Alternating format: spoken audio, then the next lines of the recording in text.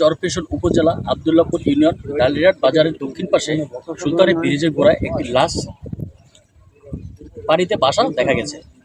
তখন এলাকাবাসী দেখার পরে আমরা সেখানে আসলাম। আসার পরে আমরা লাশটাকে দেখলাম, লাশটা উপরে শুয়ে আছে, পানির ভিতরে একটা মানে কানি ছেপে। তখন আমরা প্রশাসনকে আমরা কল দিই, প্রশাসন বলছে ঠিক আছে আপনারা সেখানে থাকেন, আমরা আসতেছি। তো আবার এর মধ্যে ফেসবুকে ছাড়াছাড়ি হয়েছে, ফেসবুকে ছাড়াছাড়ির পরে সাংবাদিক বা অন্যান্য যারা আছে সবাই দেখছে, সবাই এখানে আসতেছে, ভিড় করতেছে, দেখতেছে, ঠিক আছে। কিন্তু এখনও লাশের কোনো শনাক্ত করা যায় না, যে লাশটা কোন জায়গা, কোথা থেকে আসলো, কীভাবে আসলো, এগুলো আমরা শনাক্ত হয় না। সেই সোর্সগুলো জানলাম যে মানে জোয়ারে লাশটা ভাসে এসেছে, ভাসে আস্তে আস্তে তারা ওই ব্রিজ দিয়ে দাওয়াত আছে, ব্রিজের উপর থেকে নাকি তারা লক্ষ্য করছে যে একটা লাশ। সোর্স থেকে জানলেন যে কাদের লাশ শনাক্ত করা হয়েছে সাময়িক, যেটা আপনারা মনে করেন? আমরা আসলে এই লাশটা শনাক্ত করা হয় না, তো কার লাশ হইতে পারে, কি হইতে পারে, এভাবে এখনো শনাক্ত হয় নাই। সেই জন্য আমরা আসলে বলতে পারতেছি না এটা কার লাশ। আসলে যে লাশ পাওয়া গেল এই স্থানে, এটা নিয়ে একটু কিছু বলে না।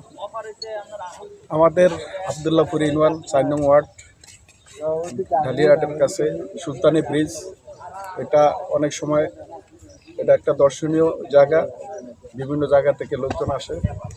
তো হঠাৎ আমরা খবর পাইলাম যে ব্রিজের নিচে একটা লাশ ভাসতেছে। তখন আমরা শুনে ব্রিজের নিচে আসলাম, এসে দেখি সত্যি একটা লাশ ভাসতেছে। তখন আমরা শনাক্ত করার চেষ্টা করলাম, আমরা লাশটাকে চিনতে পারিনি। এবং তখন বিভিন্ন লোক ছবি ফেসবুকে ছবি তুলে পোস্ট করে যে শনাক্ত করা যায়।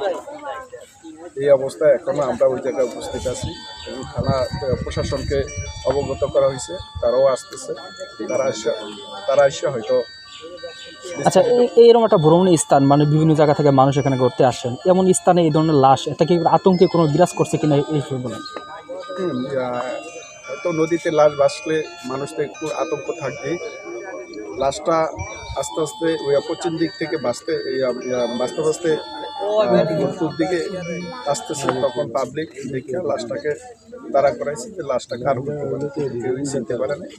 এখন প্রশাসন আসা ব্যবস্থা নিতে আর কি, লাশ কী করা যায়। আমাদের দর্শনীয় স্থান, এখানে অনেক লোকজন ঘুরতে আসে। লাশ আমাদের এখানকার কিনা জানি না, এরকম ধরনের কোনো ঘটনা লাশ অতীতে কখনো দেখা যায় নাই, পাওয়াও যায় নাই। এটাই প্রথম এই এলাকায় জানতে পারলাম যে আর কখনো ঘটে নাই। নদীতে ভাসতে আসছে, ব্রিজের উপরে অনেকে দেখছে, দেখে স্থানীয় অনেকের করার কারণে আমরাও শুনে আসছি। তো এরকম ধরনের ঘটনা আগে ঘটে নাই। প্রশাসন শনাক্ত করবে যে লাশ কোত্থেকে আসছে, কি আসার বিষয়।